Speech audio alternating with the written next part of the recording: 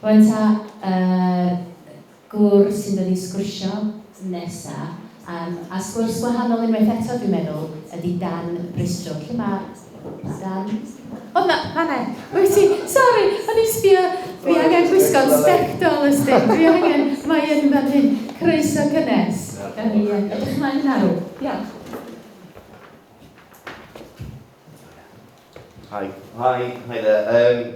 My name's Dan Bristow, and I'm the designer for Studio Bristow Landscapes, based in Bethesda in the Ogwen Valley. And this talk for today I've named "Messing with the Landscape." It's a kind of flippant phrase, but hear me out. I really want to feel like that we can be, as humans, be freer to kind of express our creativity while honouring nature and her rules. So, let's have a look. Oh, we jumped ahead. So, here we have a sort of bucolic, traditional scene from around here, very familiar to us who live in this beautiful area, which at first glance seems like a sort of wild and natural place, as most people would see it. But actually, save maybe for the silhouettes of the mountains themselves, it's an entirely sort of human-engineered space, as we're coming to realise more and more. Chiefly illustrated by the lack of tree cover over the whole thing, which would have been pre-humans.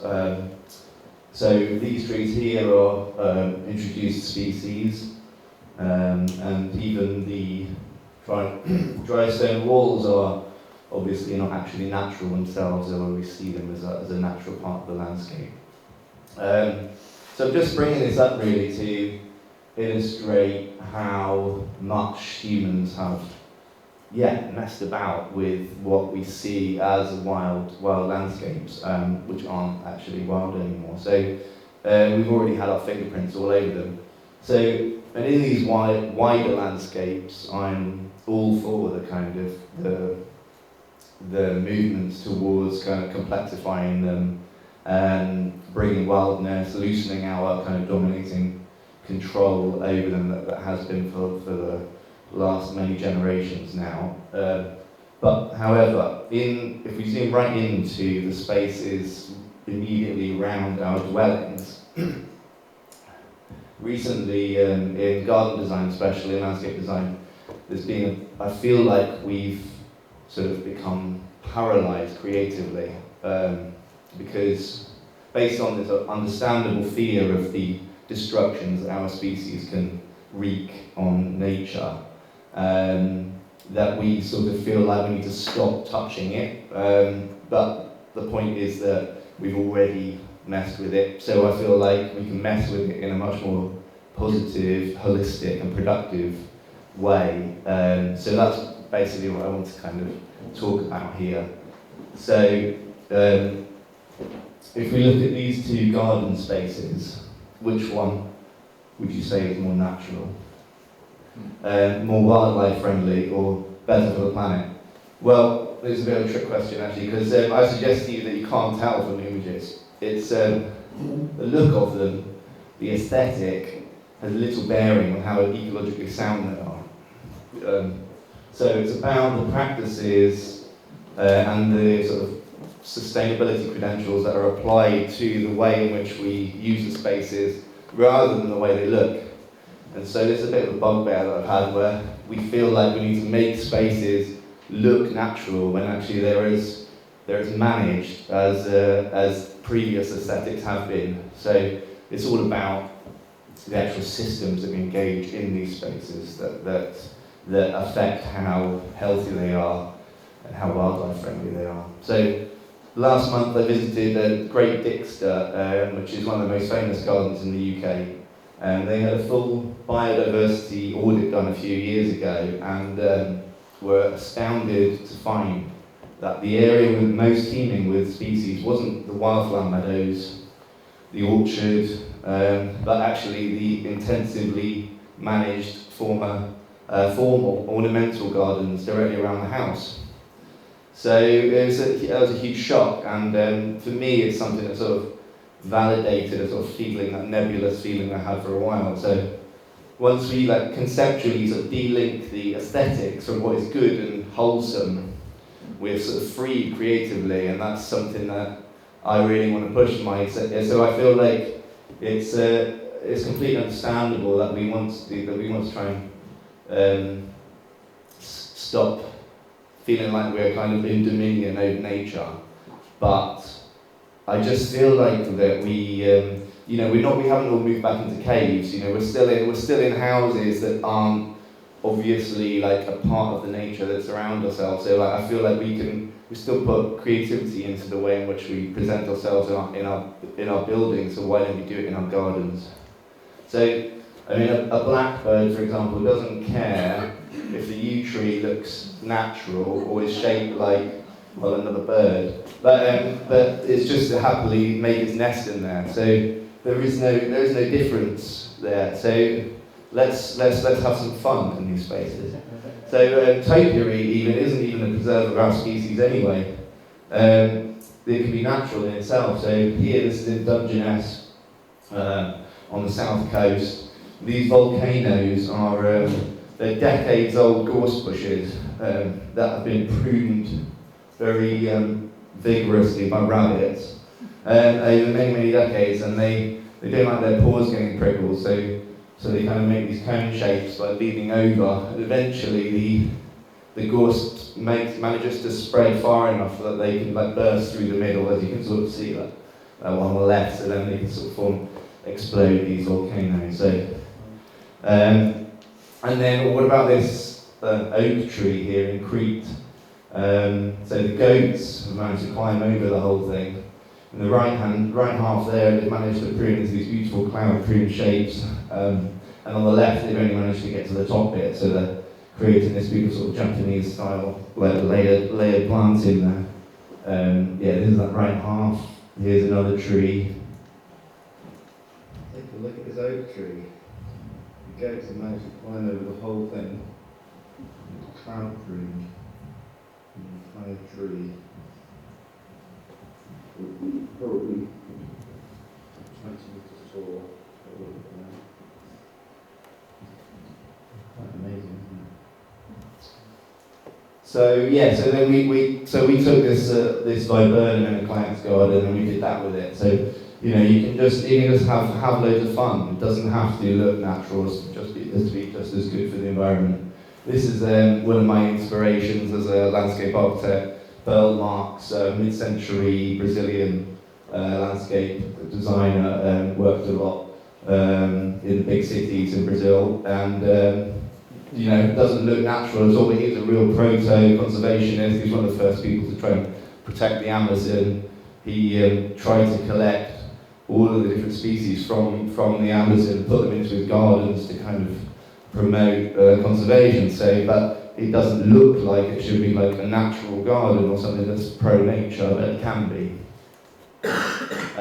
Also in South America, this is one of my favourite pieces of landscape architecture. It's called Punta Pite in Chile, and it's not a plant in sight. So garden design is not all about plants. And here, this is on the coast, using the rocks from the exact same location, but completely changing how one interacts and engages with the space just by this simple sort of intervention. It's like alchemy to me, like that you're taking material and sort of metamorphosing into something else.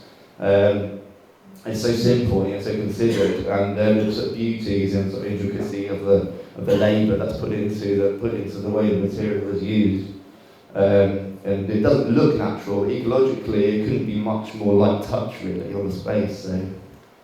So we were lucky enough to get to do a garden at the Chelsea Flower Show this year, and I'm really into rock anyway, and I wanted to kind of go a step further with this idea with the stone. And so rather than just using local stone in a local context, I wanted to use waste stone and sort of reimagine that. So this is in Abbott Quarry, Moyle Road on Ynys and with this enormous waste stone heaps, which is all the offcuts, when they dig a huge rock out of the ground and slice bits off it, and put them in a big pile, and then they just use it for crushing beneath roads. But I thought there must be a way of using this to a sort of more beautiful outcome. So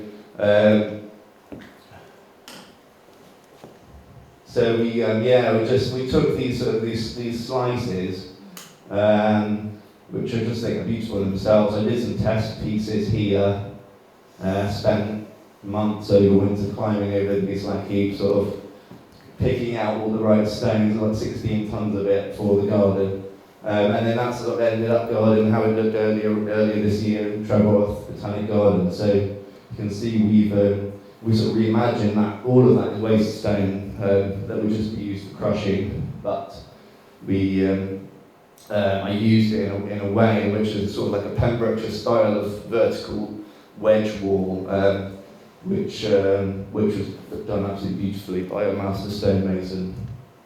And this was at the opening, and then from the other side as well. And why don't we end up? We have all these enormous slag heaps of waste slate all around us, and just doesn't get used for anything. So why can't we sort of reinvent these waste materials? For example, why don't we make roofs like this out of them? This is a roof in Portugal.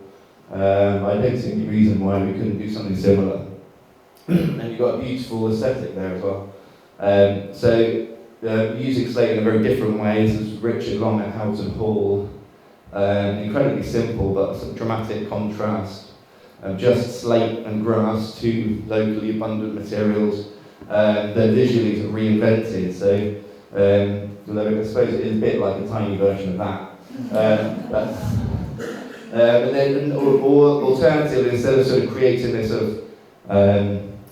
sort of owning that little bit of nature by sort of pushing into it, we can work around it. So, for example, this is in our garden, we wanted to dig out and make a sunken seating area, and as soon as we started digging, we hit the bedrock, which is granite. So we thought, instead of trying to blast it all out, why don't we work around it? So we ended up doing this. So we scribed the deck around that rock. That slate there we found buried in the garden as well. We made a cantilevered step, and just think it's quite effective, the finish, and just so you can just be creative with what's actually in the environment, and it immediately beds it into its place. So here, similarly, someone else has done it with some bedrock they found and cast steps around it there, and I just think it sort of makes this uniquely sort of beautiful space that you can't conjure up in a design. You just have to work with what you find. Another way of sort of letting nature in as well is here's sort of an accidental bit of vertical walling, vertical gardens where a leaky drain pipe has made a perfect environment for these ferns. But it's something we could design into our architecture, so we are sort of making the most of these little neat ecological niches that we can create, and bringing nature into the spaces. So we did something a bit similar here at the garden we did in North London, where there's a deck that shoots a slope that's sloping away, and so there's a space underneath the deck there. So we thought, why not create a fernery under it? So because it's a shady spot, so we just absolutely packed it full of ferns, and it's just a lovely use of a little niche that otherwise would just be a waste. Or you can celebrate the effects of weather on materials. Here's sort of pattern and textures, and the patterns are created from the weather, so you can use raw render and then let algae take over, lichens, as we were talking about earlier, and enjoy those instead of fighting nature. Or it's just sometimes it's just happenstance, something that sort of falls into your lap, and then you can think creatively with it. So here's a brick wall that's been moulded by the tumbling of rocks on the coast, and it's just created a beautiful sculpture in itself. Similarly, a friend of mine, Darren Hawkes, a dog designer, this was at Chelsea Flower Show last year, and he's in Cornwall, and he asked a local farmer who he saw who was digging up his slab in the farmyard if he could have all the huge bits of concrete that were coming out. So he took them and washed them down, and this is the underneath of it, and he hung them off these reclaimed steels as well. And to me, it just makes a really, really effective sort of striking addition into the landscapes. Sort of redolent to me of those sort of cast limestone peaks of sort of southwest China. But maybe that's just me. But here it's like using a traditional material, but sort of rethinking the application of it. So a wall becomes a driveway. I just think it's really sort of beautiful and creative. It doesn't have to be stone. Here, the Bannerman's landscape architecture practice has sort of designed a classically inspired folly, but built out of local timber from the estate and collected antlers, so out of sort of using these classical aesthetics, but out of sort of temporary material, which is just sort of fun, playful use of it. But this sort of playfulness isn't a modern sort of postmodern thing at all. You know, this is in the Abbey of Saint Foy in France, and the stonemason here had fun adding a little character into the arch, and that's from the 12th century. Back to now, and the sculptor Jose Manuel Castro Lopez does amazing things with stone, sort of changing the feel of the stone. I just think it's beautiful, and this kind of, again, it's a sort of metamorphosis of a material, transformative. Another one, contemporary stonemason Kim Merridew.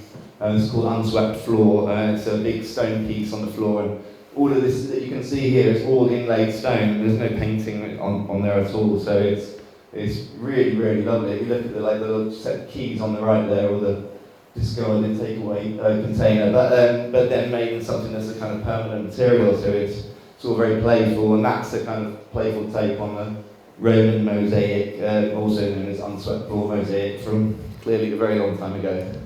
And then just something like this, so it's using local materials. I feel like we should be, we've been sort of corralled into not, don't pick up pebbles off the beach, don't use, don't like buy a bit of wood from B&Q instead of cutting a branch off a tree and making something with it, So I just feel like we've got that real disconnect, and I think there's so much scope for using local materials in a sort of holistic way. It's very simple, but actually, if you look at the arrangement of the stone, it's incredibly intricate and really beautifully made. Here, this is an urban space by the architecture group called Assemble, who won the Turner Prize.